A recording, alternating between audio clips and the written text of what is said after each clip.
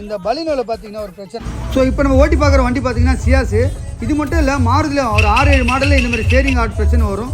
அதனால தான் இந்த வேலையை பண்ணுறோம். இதுக்காக பார்த்தீங்கன்னா நம்ம ஸ்டேரிங் காலம் கட்டி இதுதான் கொண்டு போய் நம்ம சர்வீஸ் கொடுக்க போகிறோம். ஸோ நம்ம காலம் பார்த்தீங்கன்னா பக்காவாக சர்வீஸ் பண்ணி கொண்டு வந்துட்டோம். இப்போ ஓட்டி பார்க்குறோம் பாருங்கள், லெஃப்ட் விட்டால் ஆட்டோமேட்டிக்காக ரைட்டில் வருதா, சூப்பராக இருக்குல்ல. ஸோ இனிமேல் பார்த்தீங்கன்னா நம்ம ஸ்டேரிங் பிடிச்சி ஓட்டணும்னு அவசியம் கிடையாது. நம்ம எப்போ வேணாலும் லெஃப்ட்டோ ரைட்டோ ஃபுல்லாக திருப்பலாம். லெஃப்ட்டு திருப்பி விட்றேன், கரெக்டாக பாருங்கள், பக்காவாக பொசிஷன் சூப்பராக இருக்குது. எந்த ஒரு விஷயமும் நம்ம ரொம்ப ஈஸியாக சூப்பராக செஞ்சுருவோம். நல்ல எக்ஸ்பீரியன்ஸாக இருக்கிறதால சூப்பராக டக்குன்னு முடிச்சிடுறோம். ஸோ இது கம்பெனியில் மாற்றணும் அப்படின்னா கம்ப்ளீட்டாக ஷேரிங் காலமே ஃபுல்லாக மாற்றுவாங்க. நம்ம ஷேரிங் காலம் மாற்ற தேவையில்லை. இந்த காலம் அசம்பிளி மட்டும் கட்டிட்டு பக்கா சர்வீஸ் பண்ணி போட்டால் போதும், சூப்பராகிடும். ஸோ மக்களை இந்த மாதிரி உங்களுக்கு கார் சம்மந்தப்பட்ட விஷயம் எந்த விஷயம் தெரிஞ்சுக்கணும் அப்படின்னா நம்ம பேஜ் ஃபாலோ பண்ணிக்கோங்க. இந்த மாதிரி நம்ம செய்கிற விஷயம் எல்லாம் நல்லா இருக்குன்னா கண்டிப்பாக கமெண்ட்டில் சொல்லுங்கள். உங்கள் வண்டியில் ஏதாவது பிரச்சனை இருக்குனாலும் கண்டிப்பாக கமெண்ட்டில் சொல்லுங்கள். அப்பாயின்மெண்ட் வாங்கிடுங்க, பக்காவாக முடிச்சு. ஸோ இந்த மாதிரி ஸ்டேரிங்கை சாஃப்டாக பிடிச்சி ஓட்டுற அளவுக்கு பக்காவாக பண்ணிடுவோம். நான் உங்கள் VSK. Bye bye.